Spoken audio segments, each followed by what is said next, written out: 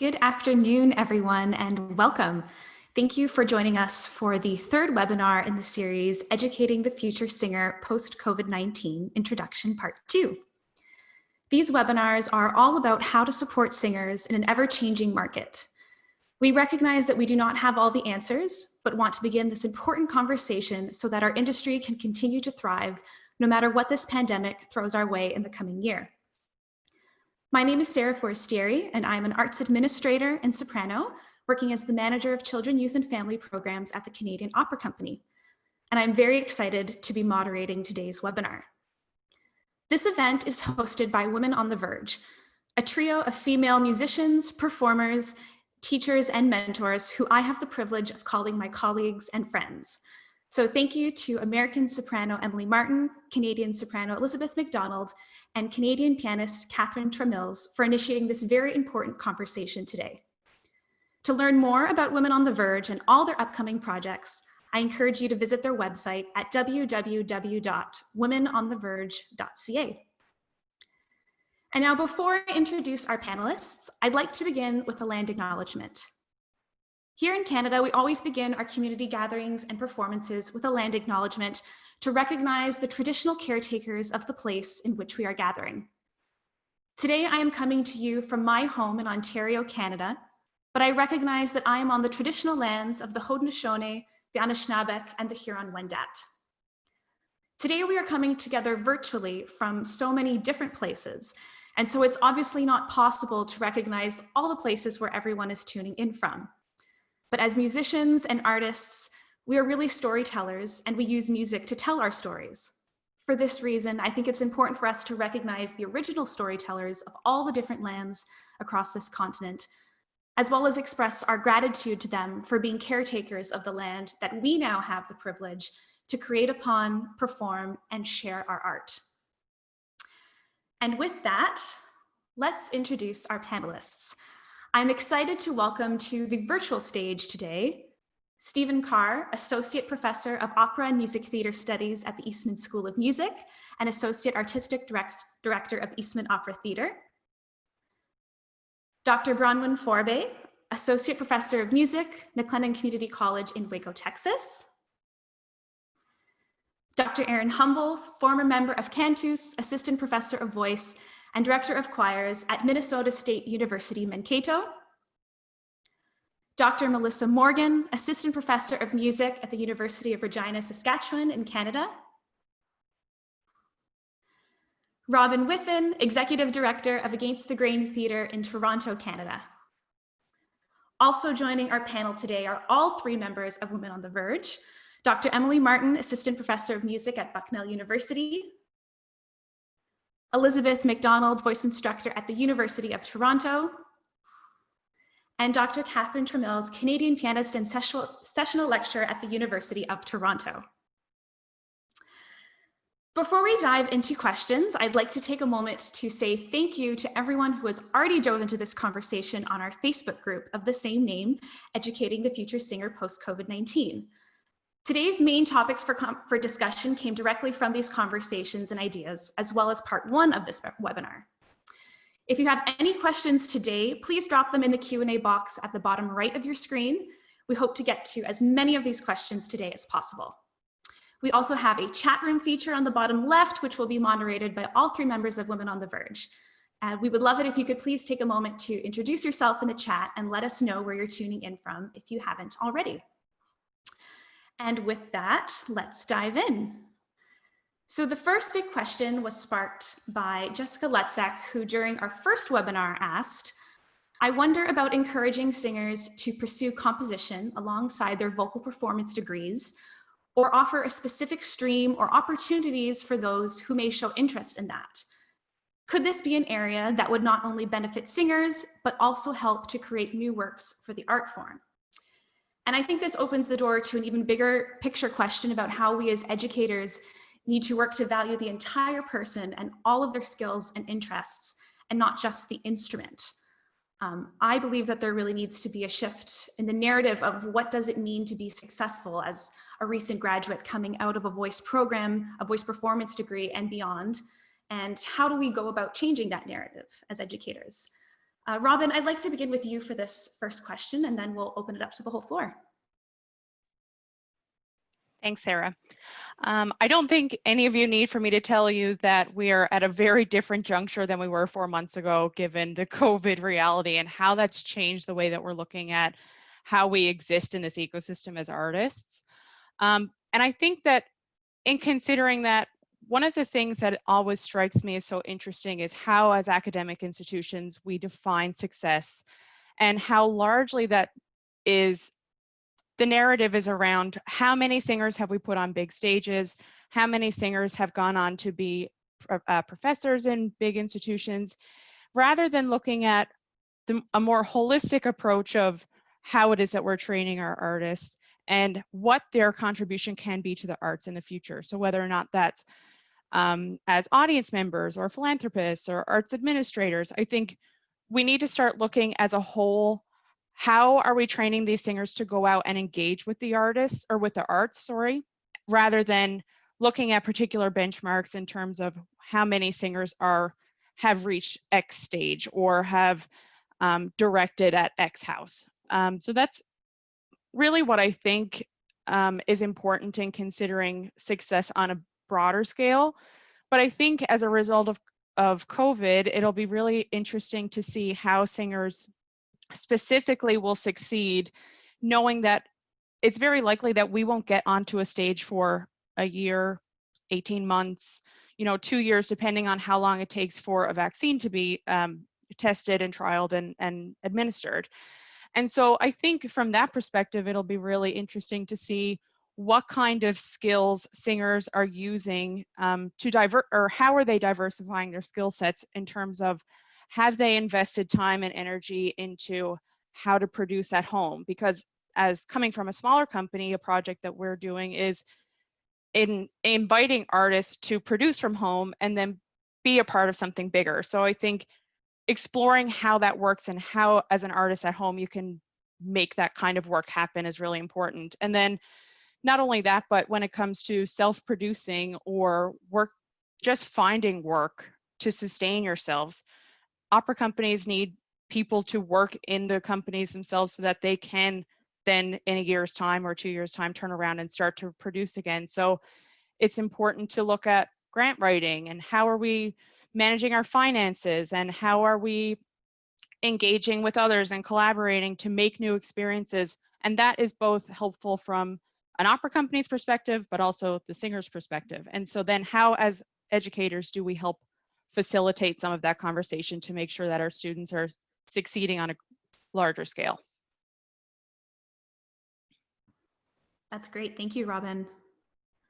Did anyone want to add on to those thoughts? Well, I guess my question is, how do we as teachers in a voice performance degree do some of these things? How do we support these? Because I completely agree with you, right? We have to be this more holistic view of singers, because deeming people successful by benchmarks has never actually led to a field expanding and growing ever. So, and recognizing how individuals bring wealth and information to the field is really the way we're going to be successful going forward. But I'm still, and we talked about this a little bit last time, I'm still having a sort of quandary about how, as in a voice performance degree, that I need to cover all the things to make them successful at Against the Grain, to memorize their lines and know their role. How do I teach that? And I'm not asking you, Robin, specifically. I guess I'm just posing this as a question for people to maybe talk a little bit more about.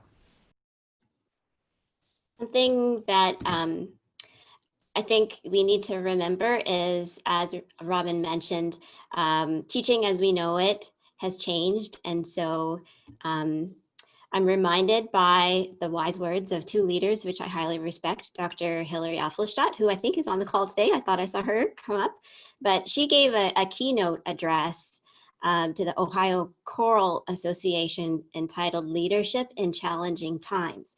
And in that, it was a fantastic thing. You can just go and YouTube it, Google it to find it.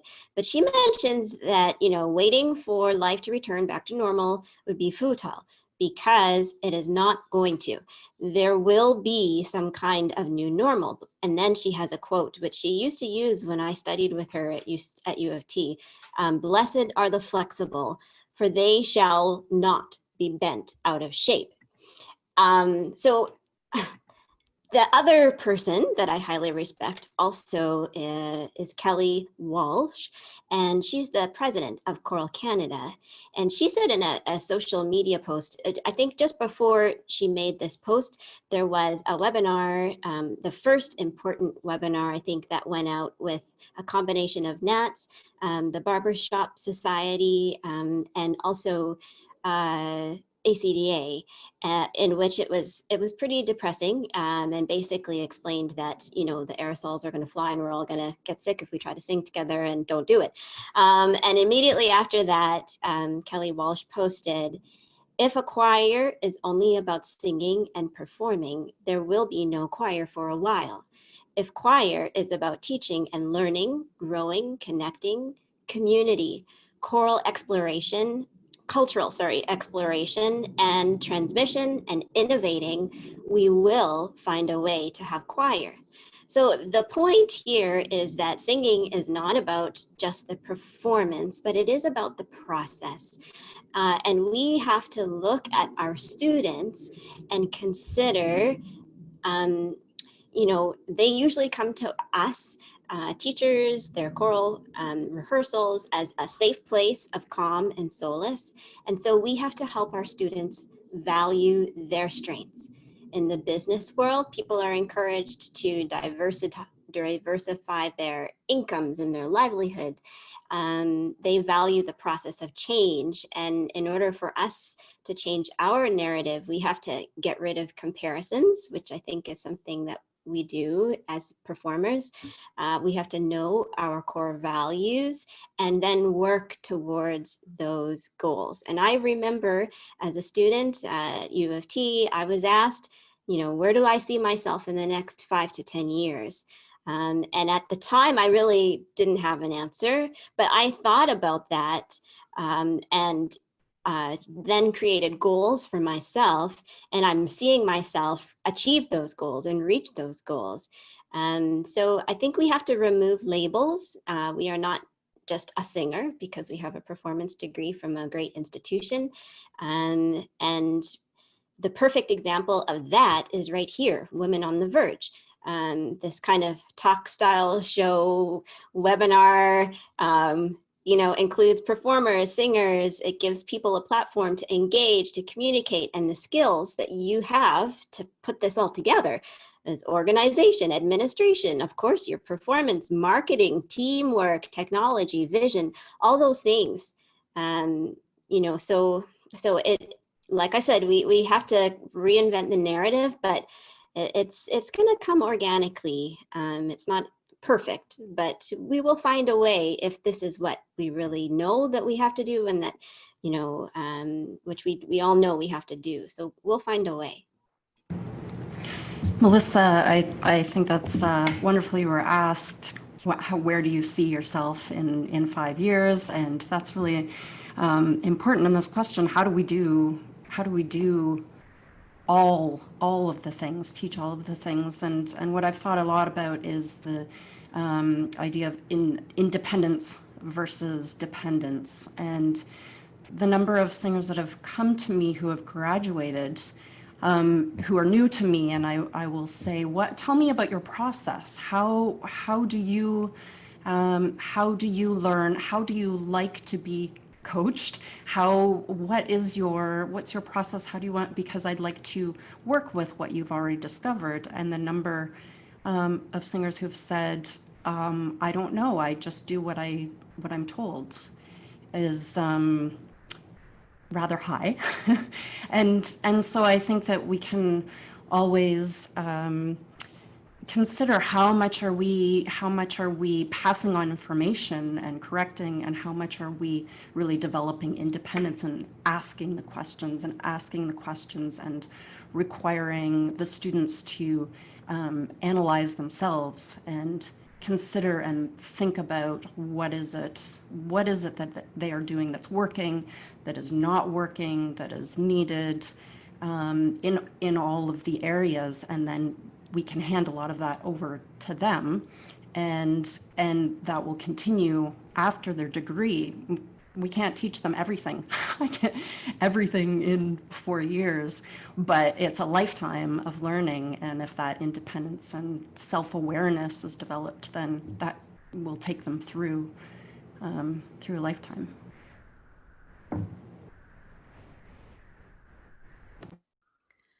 Thanks, Kathryn. We had a student that, a question that just came in that I think is somewhat related, talking about, this valuable skills that we learn in a voice performance degree.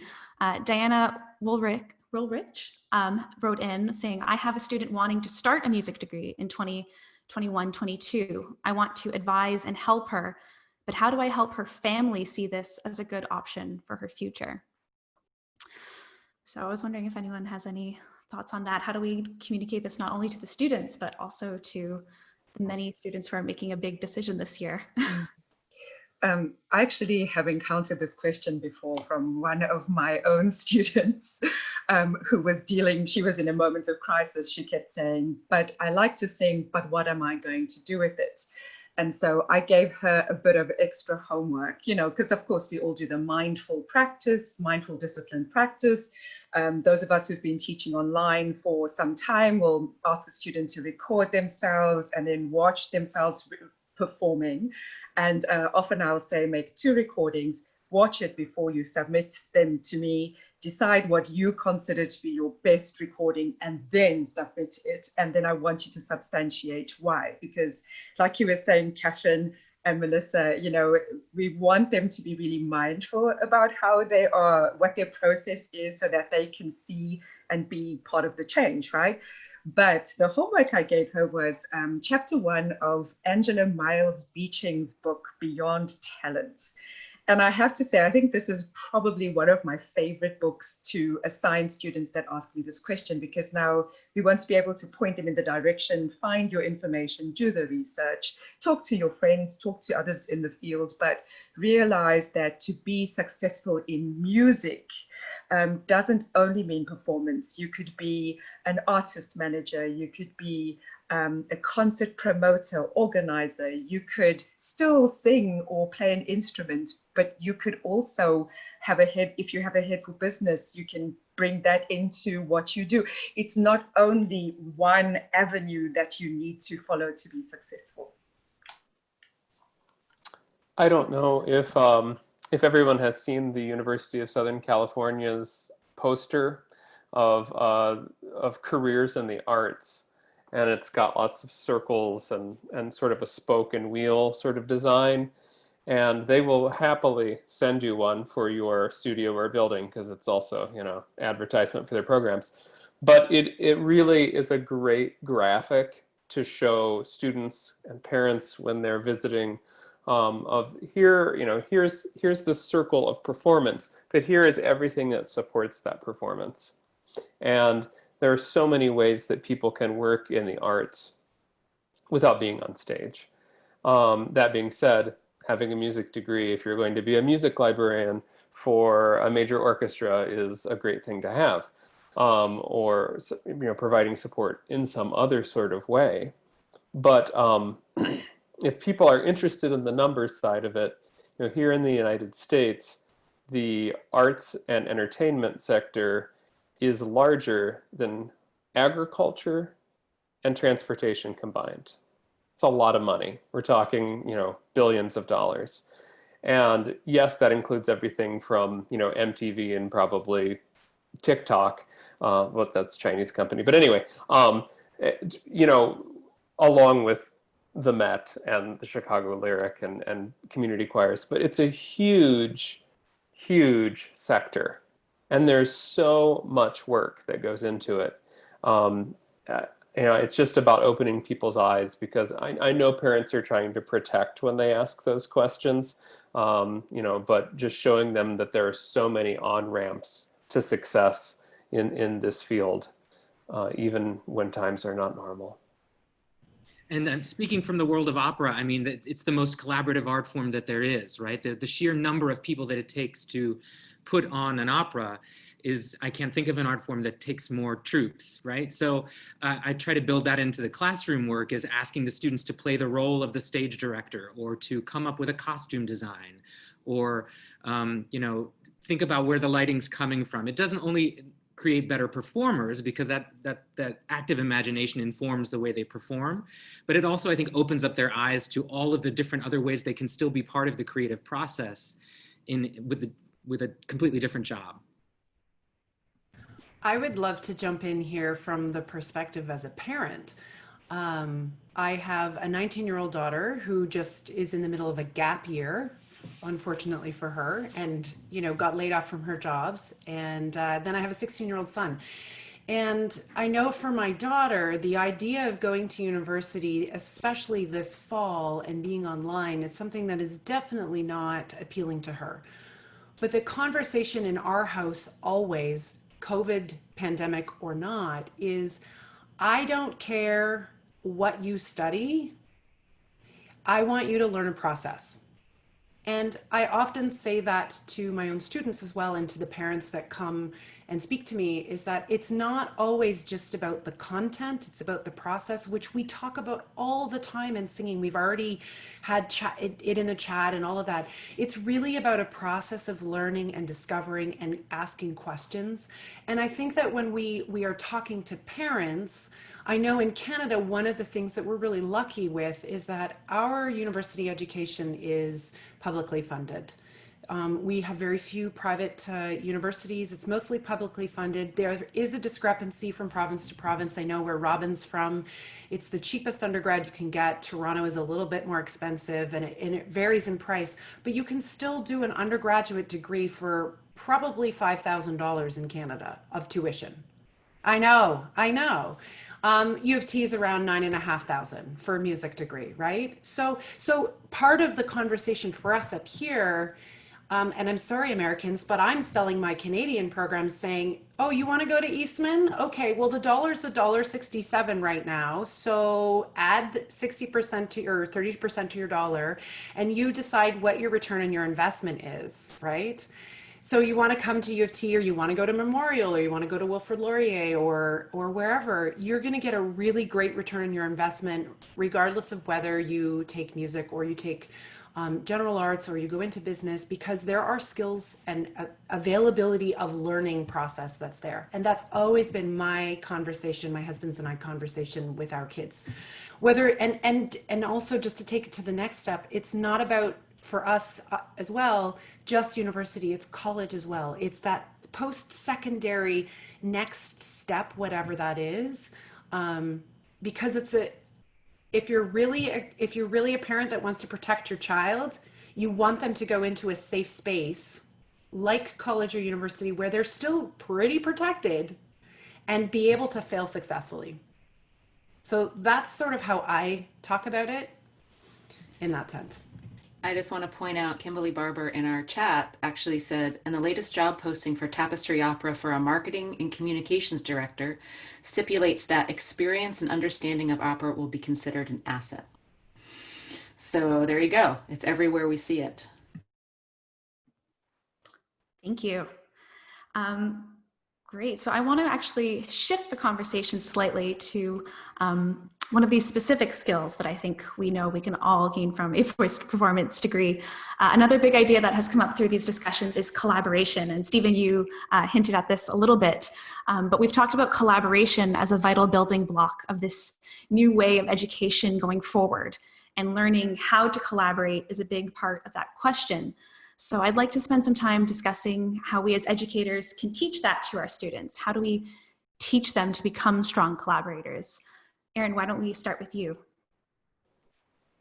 Absolutely. So I spent 10 years singing with Cantus, which is a collaborative artist-led vocal ensemble where you work things out as a group. And for a lot of musicians where you are used to being told what to do, I'd say for singers, that is most of what we're used to. We're used to being told by the conductor, or perhaps leaning a little too hard on our coach or pianist to make artistic decisions for us.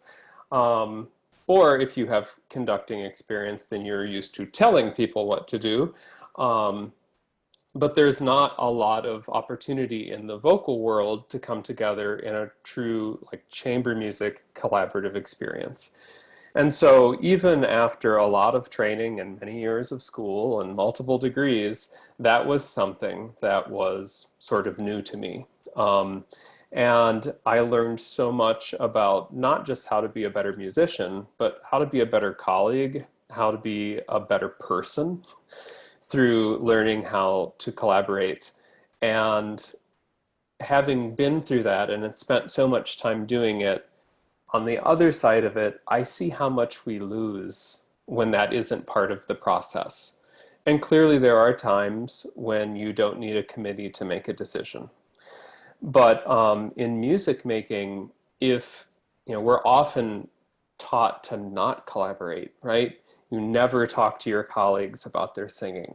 You never tell someone they've been singing a wrong note for the entirety of the preparation of the opera, and then they sing it on stage wrong. Wouldn't it be better for all of us and for music if we could have that conversation? But so much of it is learning how to communicate, right? There are two ways I can tell you that you've been singing a wrong note. One of them might get me punched in the face. One of them might develop a relationship that can increase our understanding of each other, of our music making, and go on to make better music together. And I will say that it's so much about interpersonal communication and dialogue, and also just learning how to take the note. That was a phrase we used a lot in Cantus. If someone came in a bad mood and they didn't want to hear feedback in a rehearsal setting, someone would usually just look at them and say, just take the note. And we would laugh, and it sort of became a thing, but really, just take the note. That is something that I think in a faculty meeting, whether we're talking about music or parking spaces, that is advice that I think all of us could live by. And it's when I find myself having to make decisions on my own, sometimes I'm really yearning for that collaborative partner, because I know that not every idea I have is good. And that usually when we bring other artists and other people into that circle, the art improves. Thanks, Erin. Actually, we just had another question come in from Kimberly Barber, which is related to this topic of collaboration. Any thoughts about whether we need to stop privileging the one-on-one teaching model as the only way to learn singing or music at advanced levels, especially when we are discussing process and collaboration? So I throw that into the mix. I have a quick thought about that. And I've been thinking a lot about the online teaching model, and translating it into, or the one-on-one model, translating it into Zoom, and thinking about how, if we're online in the fall, what we're going to do, et cetera, et cetera. And I think when we're thinking about collaboration, I think that online is actually going to give us some new tools and new skills, and new accountability, because there's a level of showing up online that's different than in person somehow. And there's also a level of digitally tracking when people show up, which I know sounds creepy, but I think about, when my son, when they went online in high school, a lot of the projects were about just respond in the chat to say you've read the email, and then the teacher knows whether or not you're engaged or not. A little bit of spoon feeding for sure, but at least it engages them and makes them understand how to communicate. And I think, to your point, Erin, collaboration is all about communication. And then to Kim's point about the one-on-one, I think that as we move online, we think about the one-on-one being shortened and the group collaboration in the lesson learning being broadened, and change the conversation. I think this is a great time to do exactly what you're saying, Kim, because I've been thinking about that as well. I don't know if anybody else has any thoughts about that.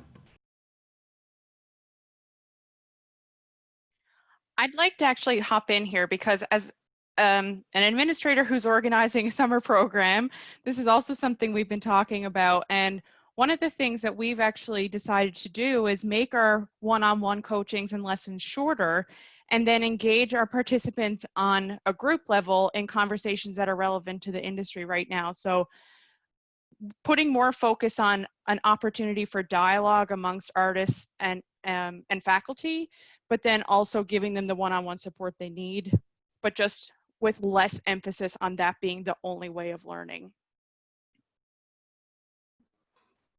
Thanks, Robin. Anyone else want to jump in on that one? Melissa, I know you unmuted. Oh, and Rana. I'd be happy to share a little bit of what I'm looking at as well.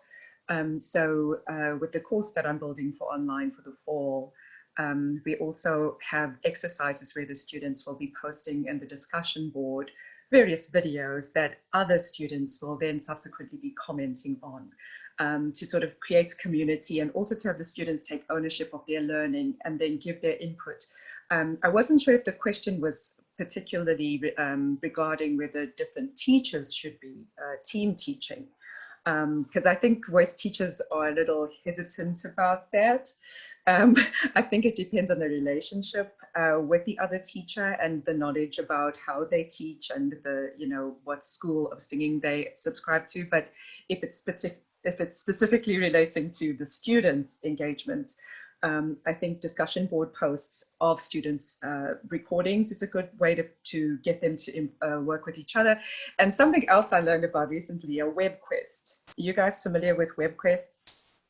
Okay, so a Webquest is like, you say, okay, this is what I want you guys to find out. So let's say you say to your class, well, I'd love you guys to learn the best practices for practicing with disciplined, mindful, purposeful, focused, whatever. You can come up with anything. And then the class can work together as a group. You give them a premise, you give them an idea, they've got to come up with a solution. There's a process, which is what we've all been discussing today, but they work on this collectively. And that's another way of, if you're working with, if you're shortening the lesson, having those discussion board posts where students are posting recordings and having people comments, etc. But is wonderful. But having them work together on a bigger project like a Webquest it sounds like fun, which is what it is. It's like, let's go on a Webquest. But getting them to engage with each other in that kind of way also adds, it helps develop the higher level thinking skills, the critical thinking skills as well, which I think is very important for us as artists and musicians to be thinking outside the box. So that's another thing that I would recommend. If you have the time and the energy, do look into what a Webquest is and try to add that to your syllabus. They're a lot of fun. Thanks, Bronwen. Yeah, in the chat, I believe it was Kimberly Barber who in relation to what you were just talking about, Bronwen, she was speaking about group lessons and commented how that discussion board idea would work really well in that direction. Did anyone else have any thoughts on that? I know, Melissa, you had unmuted before and then we jumped in.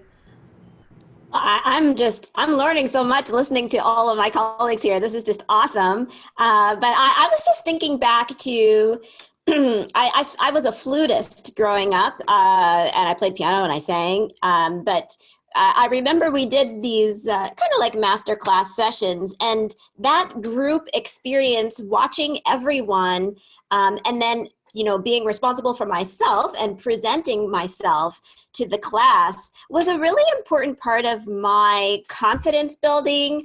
I felt like I was part of the community of other flute players, and I also felt as though I had more freedom to make mistakes, and I didn't feel so self-conscious to the public. And so, collaboration and working together, those group lessons, I think it was the teacher that created that culture, because really that's what it is. It takes time to create the culture of collaboration, and just valuing each other and fostering an attitude of generosity.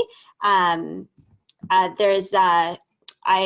like to read and listen to these various podcasts. So Zig Ziglar is one that I was listening to.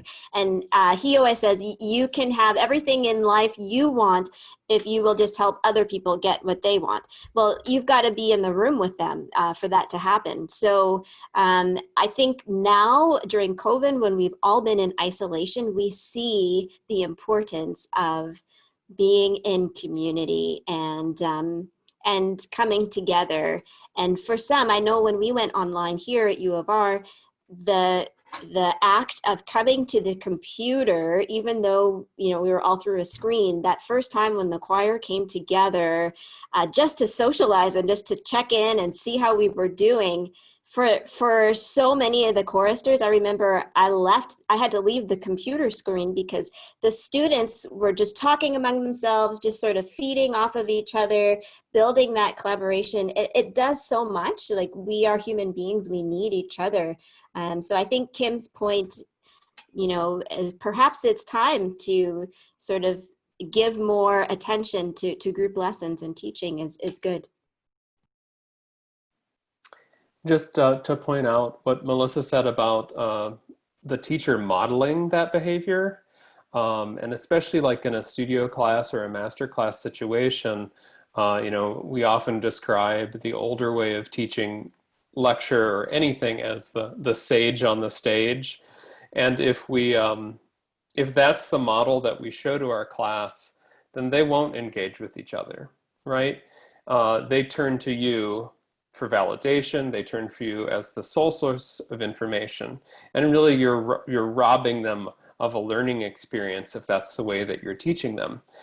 In my studio class, if I say nothing for the entire hour, I think that's a good studio class. If all of the feedback is coming from the students and they're learning how in that process, they're learning when their feedback is received generously and perhaps when there's pushback, and that all of that is a lesson.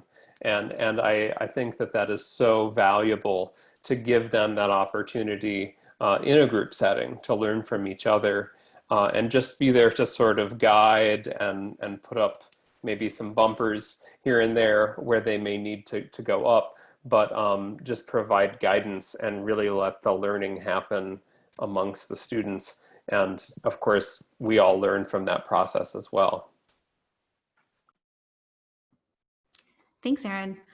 I want to pivot the conversation slightly and to follow up with this idea of collaboration. We had a question that was posted in our Facebook page. How can freelance musicians start working together to create meaningful music and impactful projects? How can we be leaders within our community and still have the time and energy to make music? And what tools might be useful to create a wider and stronger network and community? So I thought we could discuss this. How as educators we can begin this process and help our students be those leaders in the community. Bronwen, why don't we start with you? Sure, I'd be happy to jump in there. I serve as the Texas Music Teachers Association Voice Contest Chair, right? And apologies in advance for all these acronyms for those who don't know them. I'm also the collegiate sponsor for the MTNA at my college at MCC.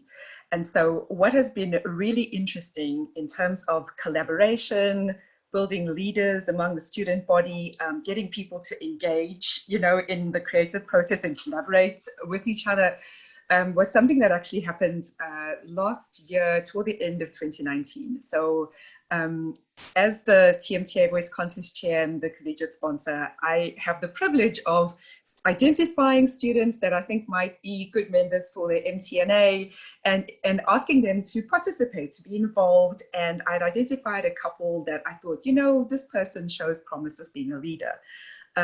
Little did I know that this person actually did have these, like, really wanted to be engaged in a much deeper way. She knocked on my door, my office door, just before classes ended and said, by the way, we've never had a Black History Month concert on our campus, and our campus is 50 years old.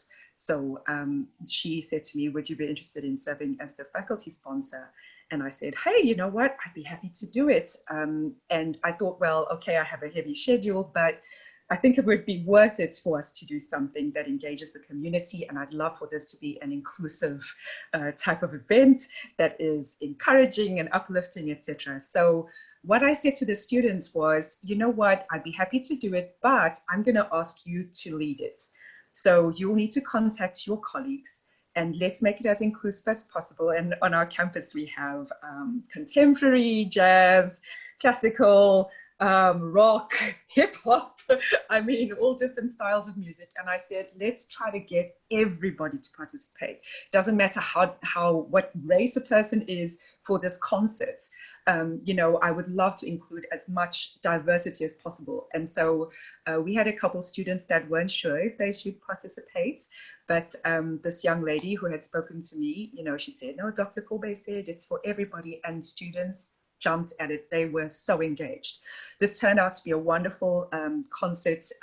It was quite well attended, and it was led predominantly by the students. I was just sort of, you know, hovering in the background and helping where they needed my help. But what was really wonderful about this, going back to the conversation about how we build a holistic, well-grounded student body, musicians that are entrepreneurs, that have leadership skills, that reach out to the community. This was a wonderful lesson for me and for them to see this actually in action. We had a lot of community buy-in. I also serve on the local arts council arts agency called Creative Waco, and through them we were able to invite artists from the community to come to campus and to exhibit their artwork. You know, so it wasn't only about music, it was about music and art and the spoken word. And I think that if for moments when we can engage with the community, it's okay to think outside of the box. I would encourage people to look for things that they might not think of immediately, right? Even if it's unusual, try it and see where it leads, because it might actually result in something even better than what you had thought of initially. And I loved what Stephen said about how opera is this collaborative art form. These students were, you know, learning how to be stage managers, how to promote the concert, you know, these entrepreneurial and leadership skills. It made me a really happy teacher to see this develop. And a lot of it was instigated by the students. And I think that by giving them ownership of various tasks, it really does stimulate their imaginations and their own sense of self-worth. And so that was very exciting for me to witness. Bronwen, just really quickly, the person who actually originally asked this question is in the chat right now. And she said, cool idea. What roles did those students take on within the concert besides performer, if any? Okay, performer, stage manager, costume dresser, makeup artist, concert promoter, usher. Some of them welcomed guests and were dressed in, you know, we had one of my friends is from Nigeria and had brought a bunch of outfits for people to wear. She said, put it on all your students. I mean, I said a bunch. It was like boxes and boxes and boxes of traditional Nigerian wear, and it's in my office and it's going like this. And you should have seen the delight on the students' faces. They all wanted to wear something. So we had, as I said, makeup, stage manager, lighting, rehearsal coordinator. Like, you know, they did everything, which was great. So in a way, so as much as my schedule was hectic, you know, because they stepped up, it gave me an opportunity to worry less. That's yes, great. and it made them take the responsibility, right? So part of that question that Elise asked was what tools might be useful to create a wider and stronger network and community. So as teaching that's exactly what they go out and do, is make that community. So well, right, and I think that's a good point, Emily, because they had seen me interact. You know what we were saying, Erin, about modeling. They had seen me interact with my colleagues and be respectful, at times, you know, firm but respectful, and polite, and professional. And I think that as teachers, no matter what background your students are from, if they see that in you, kids know. You know, and they respond to it, which is wonderful. I'm sorry to keep harping on this, but there's another, she followed up again, the same woman who asked this question in the chat. I just want to, because I think that this is part of the issue that we're dealing with, is she says, those things outside of performing are very hard when you leave the shelter of the university. So I guess that goes also to the question of how do we help our students know that they need to keep taking these chances, because that was such a beautiful story, but they need to keep doing that.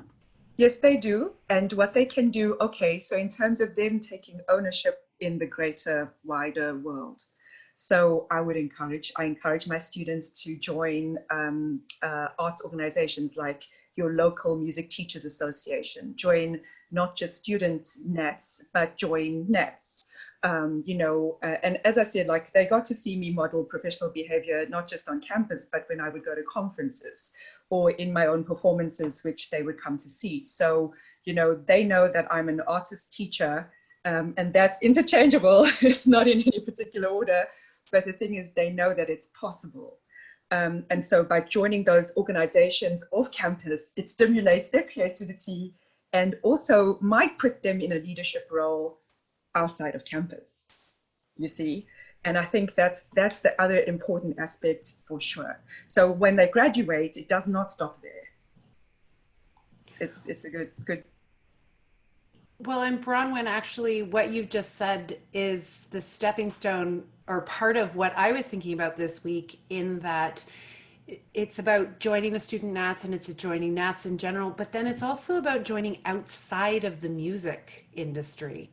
So for instance, locally here in the Quinte area, we have something called Hello Boss Girl. I think that's what it's called. And it's all female entrepreneurs.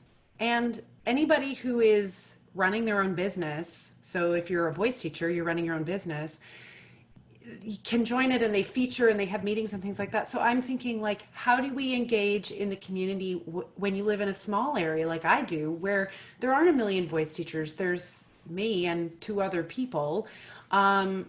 How do you connect with your community on a larger scale? And so I was thinking about the boss girl thing. I was thinking about entrepreneurial groups. I have friends that are in marketing. There's marketing groups that, and I think at the end of the day, as musicians, we think that everybody else knows about business and we don't. And I can tell you, being married to a professional, somebody who's not a musician, but a professional, he came out of school and didn't know anything about business either. And he joined all those groups, and he was in groups with, other chiropractors and doctors and lawyers and dentists and all of these people who needed to understand how businesses worked, and they learned from each other, and then they networked, and then they passed each other networking leads and all that. And I think as singers and musicians and in the creative community, I mean, Robin, you can speak to the business piece all day long, I know, but that idea of let's get outside of our music box in joining things.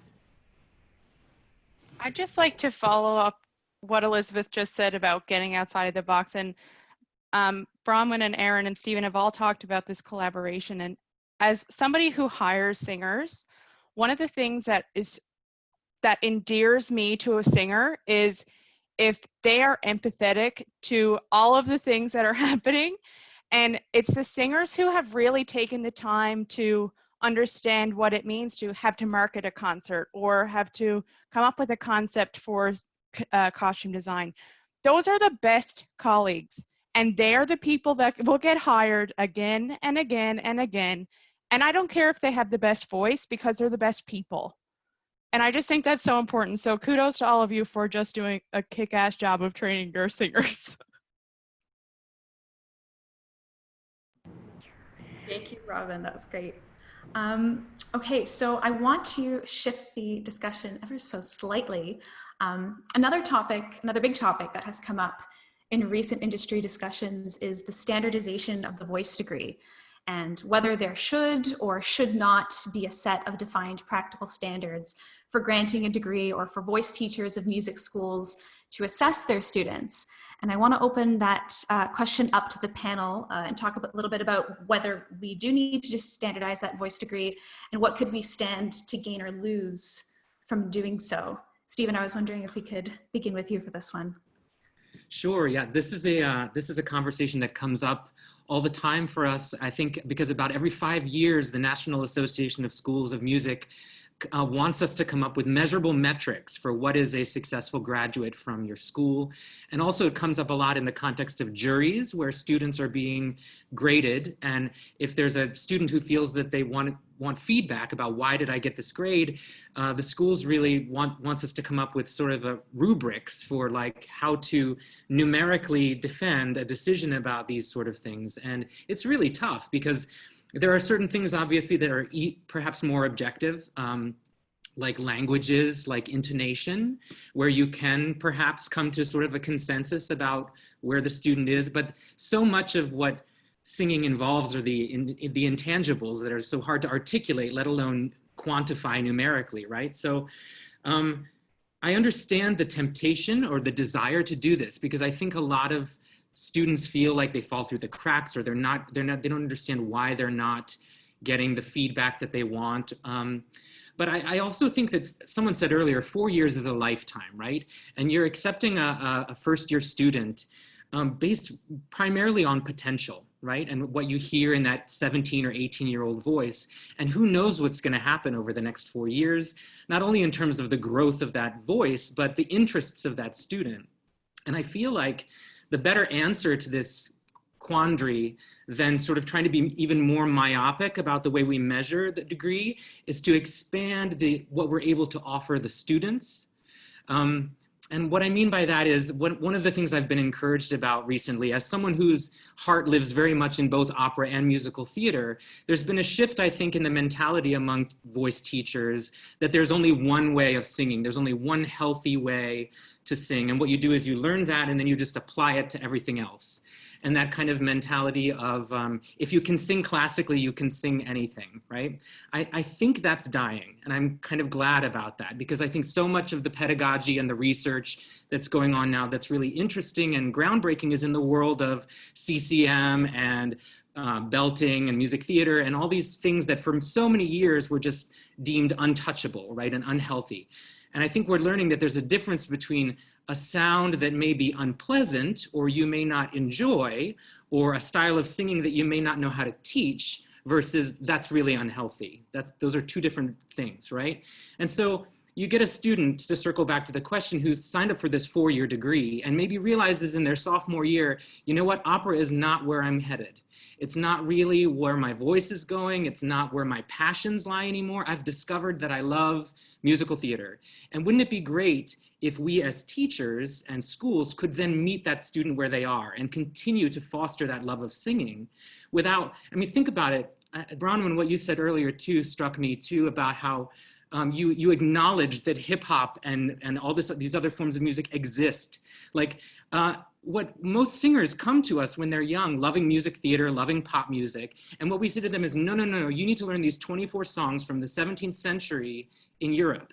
And that's what you're going to spend the next 30 decades of your life studying. And I wonder how many great artists we've lost because of that, and how many great performers have just been turned off by that mentality. So what I'd love to see post-COVID, this is getting very controversial, or I don't know what, but what I'd love to see is a shift in the mentality of being able to meet the student in the repertoire that they love, and not necessarily forcing that square peg into a round hole for 4 years, but finding a way to foster them as artists, as their voices grow and as their needs and their interests change. Can I just ask you something? I know we have a few other people that want to speak, but I totally agree with you. But I'm going to get sort of like devil's advocate logistics, okay? Mm-hmm. So Penny Beatsis, who's on the chat, also made this comment, and I agree wholeheartedly. She said, I think most School of Music programs at all levels need a complete overhaul in terms of content, training, skills, and now new technological skills for them to be really successful musicians. So if what you're saying is true, which I agree with, don't get me wrong, that means, though, that we have to have a variety of teachers in each program that teach these things, right? I think partly what my problem is that I do want to meet the student in all these places, but I've only had one training, right? I've only had the classical training, and I can kind of do the musical theater and I kind of do the jazz, but that means that I would have to, either my administration or I would have to hire adjuncts to do all those things. So just logistically, how do you kind of see, I mean, maybe this is the overhaul that she's talking about, right? Is that we start thinking of it in much more concentrated, more detailed way. But I would, okay, so I'll be devil's advocate. I think that if we demand versatility of our singers, we need to demand versatility of ourselves as teachers. And I know I mean, I know a lot of teachers that continue to educate themselves, but I also know a lot of teachers that think they know it and that's all they need to teach for the rest of their lives. And I think universities and conservatories can put money into continuing the training of their teachers too, so that we feel more empowered to speak in this language of these different forms of teaching. I don't think you necessarily need to have 10 different specialists on a faculty, but 10 people that know how to teach a lot of different things maybe is the model. I think logistically, the problem that I would come up against as a stage director is, okay, what do the big performances look like? You know, at Eastman, we do a musical every other year about, but it's primarily operatic repertoire that we're doing. So I think you'd have to ask yourself, okay, if a student discovers they love jazz halfway through the degree, what does their senior recital look like? What does their, what do the big shows look like? That to me seems like a logistical question mark. But I do think that in terms of just us continuing to expand our own learning, that's the key to being able to offer different things. Oh, I just want to clarify though that Penny then said, I actually meant more in terms of classroom education and then how we can meet our singers and bring them forward. But I mean, I agree with you, the versatility part, and places like Nats and places are starting to understand that you need to educate their teachers that way, which is wonderful. Mm-hmm. But it still is daunting, right? When I get a singer in my studio who wants to do singing or songwriter, and I'm the only person on my faculty, right? I'm the only voice teacher. So good luck, right? But it's hard. It's great. Thank you. I think we're in a world though, like I look at the University of Toronto, there are 15 of us voice teachers and there are only 4 of them are full-time faculty. So all the rest of us are contractors. So if we were really committed to having a diverse program on every level, that would look different. And I think the stat is there's 160 contract applied teachers at the University of Toronto. So maybe it doesn't work at Bucknell in a small school, but it certainly can work in the big schools. So again, stir in the pot a bit, but. Well, how I do it though, is that I hire out, right? So I bring in guests. I do a whole workshop, a whole day on a cappella singing, or I do a whole day on singer-songwriter singing, and I bring somebody in, and then I actually offer, I've done this where I'm luckily at a private liberal arts school, but I offer to pay for a semester of meetings for one of my students with the singer-songwriter, you know, kind of thing. So I bring in other voices. But yeah, I think that there's something to be said for, you know, Shannon just made a great post in here that says, if schools want to use performing singers as a metric for the success of their program, they need to consider the actual market for performing singers. Currently, the market for classical singers is infinitesimal in comparison to the market for contemporary singers. Again, making the argument. I think a lot can be gained too by a 1-week visiting specialist who, you know, let's talk about belting for a week. I mean, that's not ideal, but just as a way of sort of dipping your toe into what's happening, bringing in people who are, especially in Zoom world, now that we've discovered the ease of bringing in people to talk about different subjects, I think that's something I definitely want to do in my classes going forward. And the thing is too, you can only do what you can do. You know, if your program is a small program, the mere fact that you're thinking of ways of bringing in people, like, that's great. I think we have to appreciate what it is that we have and what we can do, and then work with what we have. Because this is not an instantaneous fix. It has taken years and generations of the kind of conservatory that we, you know, have all experienced, and our world is changing, and it's going to take time before we all, you know, are able to change with it. So like, I agree with Stephen, Emily, bringing in someone who can, you know, do a belting workshop for a week, CCM workshop the next week, or whatever resources you're able to have. I think as long as you're having this conversation and recognize that you have to do something, then that's great, because it means— Well, it's continuing education for me as well as my student, right? So I'm seeing somebody on the ground actually doing it, that's the best kind of continuing education, I think. So yeah.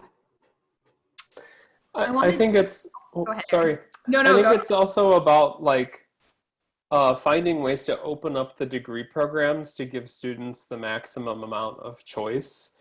The decision was made before I was hired in Mankato to actually get rid of the Bachelor of Music. So we only offer a Bachelor of Arts or a Bachelor of Science, depending on the program. And, you know, coming from, I know we've talked some about this pipeline, but coming from, you know, like a conservatory experience, the idea of getting rid of the BM is like, you know, it's like, you can't do that.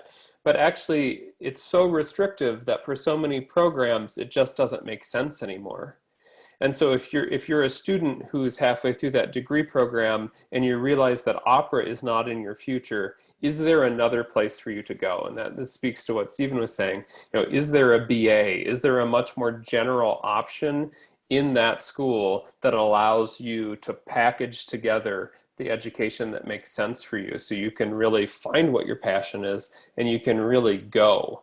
So we, in the BA, we have several tracks. Like, you want that Bachelor of Music experience, we can give you a really focused and prescribed experience. If you want something that's much more general, that we've got that for you as well. But it's all about giving the student the choice, but also giving them the guidance and the advising when they need it to figure out where they would like to go. We're also fortunate to have a sizable music industry program that has that singer-songwriter, audio production, and the faculty support it. So if you want to learn how to use Pro Tools, you want to learn how to make beats, you can take classes that teach you how to do that. And also on the industry side of things too, the music business side of things, you know, leveraging social media and marketing and all of that kind of stuff. So we're really fortunate to have those and have the opportunity to give our students the space in the degree program to take diction and songlit, but also maybe learn what they need to from those digital music classes as well.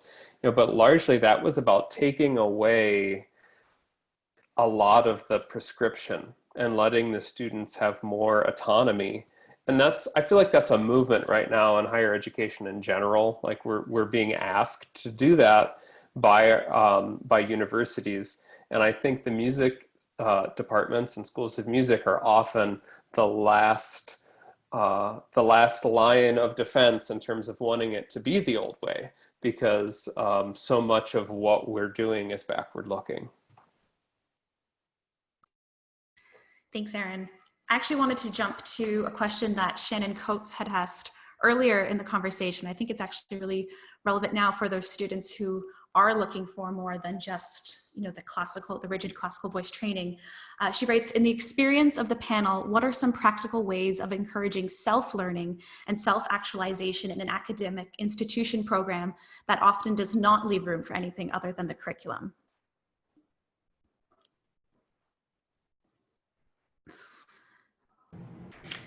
Well, I had a thought about a course that could be sort of create your own course. Some universities have this, where this also applies to the collaboration question, where perhaps the students could come up with their own project and have a supervisor, and it could be a performance, it could be any kind of project, really, curating a concert, doing a commission, putting everything together, and finding peers who want to work on that project together, and they can all focus on a specific skill, a specific job, whether there are costumes involved, whether there's performing, the marketing, the socials, all other administration, and it's something they could come up with, and then if there's room for that in the curriculum to add that sort of thing, then it's official in the sense of the project, Bronwen, you were talking about, which is incredible, really, really wonderful. But then if it can be built in so that it's not outside of your time, it's a course, but it could be, it wouldn't have to be a set course, but could be driven by the students. Of course, approved by the department. I was just thinking that if the curriculum itself doesn't encourage self-actualization and self-awareness, then something's wrong with the curriculum itself that you're spending all the time on. So I hope that you go back and reevaluate those classes, and if they're not making you feel like you're examining yourself or doing that self-work that we're talking about, then you need to talk to your teacher or think about how, because you're right, just the required courses of any degree take up so much time, right? But within all of that study, there needs to be like a constant recommitment to the self-actualization, I guess. Thanks, Stephen. There's another follow-up question to this question for Kathryn. Lindsay writes, do you feel that type of performance could also be evaluated by the students, i.e. Self-evaluation while still being monitored by the instructor? I think that's a really interesting idea. Hi, Lindsay. That's a great question. And I hadn't really thought about that, but I do know of some professors who have incorporated the idea of asking their students, what mark do you feel you deserve? Which may not be exactly what you're asking, but I think that's actually a good question to ask to get the students to really think about, wow, what have I really put into it? What would I give myself? And I think it would be really interesting to explore that idea of including the students' opinions of what their mark should be, as well as the supervisor. Maybe that could be collaborative as well. I just wanted to jump in and say, Kathryn, I actually like the idea, partly because if you have students that are interested in becoming music educators, at some point, they're going to have to give people grades. So, we've got to also build up their understanding of how a grade is given, why we give a particular grade, what is your process for grading in a way that's encouraging, but also helps you determine, okay, this is the level of excellence that I'm looking for. This is how I see this person growing. This is how I see them developing, So in a way, I can see the benefit of that. Can I quickly also make a short comment about standardization? Okay, so academic freedom is a topic that's a little close to my heart. Yet at the same time, I acknowledge that there is a need. Some people feel it's important to have some sort of standardization of syllabus or, core curriculum, etc. And I acknowledge and respect both points of view. I think that if students have an opportunity to not be locked into a specialization too early, that gives them an opportunity to find their path, to find what really speaks to them as artists. But I also am a little hesitant of locking professors into a particular, syllabus or standardized way of thinking, because, academic freedom, I actually looked up the definition, which is, it's a moral and legal concept expressing the conviction that the freedom of inquiry by faculty members is essential to the mission of the academy, as well as the principles of academia, and that scholars should have freedom to teach or communicate ideas or facts, including those that are inconvenient. So it goes on, but I think you get the basic drift. So while I like the idea of having, some sort of, this is what most schools across the country are going to look for, these core classes in your degree. I actually think that that's important, but I also think that we should be willing to give the student the opportunity to experiment. So for example, I teach at a 2-year school, it's a college in Waco, Texas, and the students that participate in opera are encouraged by voice teachers and others to participate in choir, are encouraged to participate in the musical, are encouraged to participate in straight theatre like plays. And of course, it's a 2-year school, so they've not decided 100% on their specialization, especially in that first year. So we do encourage them to try different things before, they decide on their specialization. And I realize at 4-year schools, it's a different situation, but I just wanted to throw that out and encourage the idea, the concept of academic freedom to still be somewhere. No, I mean, it goes along with the idea too of if you're locking all the voice teachers into a standard syllabus, right? My students won't get the best of who I am as an individual. So it goes along with the academic freedom thing, right? So I know I can't teach singer-songwriters, like I try, but I don't know enough about it, but I can teach a mean high note. So, but they won't get that if I'm having to be in this standardized syllabus. So yeah, I agree. I think there's a bigger picture here. Yeah. And I think the other thing that's also difficult is because we are, as voice teachers, as Stephen, I think you made the mention of, like, you know, how do we evaluate, is the student going to connect with the audience? How do we add that into this measurable thing? Okay. And I think that a lot of that has to do with our experience as teachers. A lot of it has to do with our experience as audience members too. And so we shouldn't forget about that side of what we do in our evaluation. And it's a lot that music students have to learn, but they do have to be able to adapt. So I think, yeah, it's a tough one. I'd love to have a deeper conversation when we have more time. Yeah. Part of this conversation that also is stemming from what this the standardization of degree is saying, well, how do you prove that you have successful students? Right? So should your student have a job within a year and then you are a successful teacher again? So I'm not saying, I don't think that's the case at all, but it comes back to what we're talking about as successful students, right? Adaptability, being able to be successful in multiple ways, being kind, being, you know, good at being collaborators, those kinds of things. So yeah, I think there's multiple reasons to not have a standardization of a degree.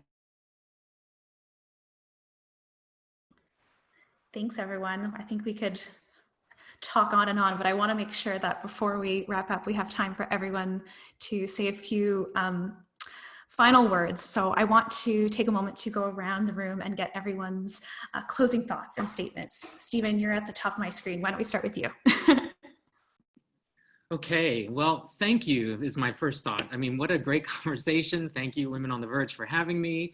I'm so inspired by everything I've heard today, and it feels so good to come together as a community and brainstorm like this. I was thinking about what to say today. There's a Japanese poet called Masahide who wrote a haiku that translates roughly to, now that my house has burned down, what I own is a better view of the moon. And I feel like we are all sitting in the remnants of our house right now. And it's a great opportunity. I realize that some of what I said today may sound kind of pie in the sky, but what better time to dream big and think about the larger questions of what brought us to here in the first place. So thank you for having me be a part of this conversation. Thank you, Stephen. Elizabeth, let's turn it over to you. I wasn't ready to unmute. Thank you, Stephen, and thank you to all of our friends and colleagues for joining Women on the Verge today. I too feel like this conversation, I almost feel like it's just getting started, and I'm reading the chat and I'm so engaged in the chat, and there are so many really cool people and ideas, and hopefully we can continue to collaborate. And I guess what I want to do is just bring it back to my original point in the first webinar, where my concept for my students and just for my own personal thinking is that instead of talking to our students and our young people and ourselves about having an A plan and a B plan and a C plan as if there's a hierarchy to things that we're going to do, can we talk about having a broader plan A? And that everything is on the same plane, that's on this equal level, because again, it's how do we define success? I think about all of the things that I have done personally in the last 25 years when I've identified as being a singer, but I've also been a mother, I've been a wife, and I've ran my husband's chiropractic office when we needed that to happen for financial reasons. I've waited tables. I've, you know, started Women on the Verge. I've done, do you know what I mean? Like I could list off all the things, but why is it that just because I'm waiting tables and making a ton of money, why is that not part of my success, right? So I just think, again, we just have to keep having the conversation about a broader plan A and not having such a hierarchy of things. Excellence is excellence in whatever we're doing. Thank you. Thanks, Elizabeth. And as an alumni of your studio, I am so grateful for that mentality, because I wouldn't be where I am today without that. So yeah. And Bronwen, let's go to you. I love what you said, Elizabeth. Thank you. It's been a pleasure to serve with everybody on the panel today. I want to leave you with something very short, which is there are going to be a whole lot of challenges no matter what you do. Okay, so What is success for one person is going to be different for somebody else. The key thing is, how are you going to respond? How are you going to react to it? And are you going to be proactive? So my advice to people that are here, especially the students, is please use each challenge, reframe it so that you view it as a positive learning opportunity. Thank you. Amazing. Thank you, Bronwen. And Aaron. It is really a delight to have these conversations. We're all here because there's something in our souls that was stirred by music. And to me, a successful student is somebody who learns how to harness that feeling and bring more good to the world. And so however we need to put a metric on that for our universities, by all means, let's do that. But bringing good to the world is really what it's about. And when we look back so much in, I'll call it art music, we're so backward looking. And I think now is a time to really look back and say, okay, we're experiencing something that is unlike anything we've experienced. But music has survived worse. It has survived much worse. Plagues, wars, rises of countries, falls of countries. And we still have these manuscripts, and we're still producing them, and we're still making music from them. And so I know that we will come past this, and we'll come through it stronger and better, and there will be a lot of challenges, but music will survive. And let's be part of keeping it alive and inspiring the next generation to carry that mantle through whatever the world has to throw at us next. Amazing. Thank you so much, Aaron. It's so important to hold on to that. Okay, and Melissa. Oh, thank you, everyone. This session has just been absolutely fantastic. I feel like I've come away so inspired, and I'm ready. I feel good. So I'll just leave you with these few words. Something I think that we are learning through COVID-19 is the beauty in waiting, and slowing down, recharging, and the beauty of process. Tim Lotzenhauser, he's a respected concert band director in the States, and in his book, Leadership 2, he says, life is a process, not a destination. Accept this and move forward. Even when things aren't good, we can't affect anything until we accept what is. So I guess my last few words for our listeners today would be to position yourself and your students for opportunity, and prepare your students to thrive in their strengths so that when an opportunity arises, they are ready and they have the ability to recognize when an opportunity comes their way. It's all about the process. So thank you for today. Awesome. Just a great session. Thank you so much, Melissa. And Kathryn. Thank you so much, everyone. This has been so rich and so inspiring, so many incredible questions and thoughts.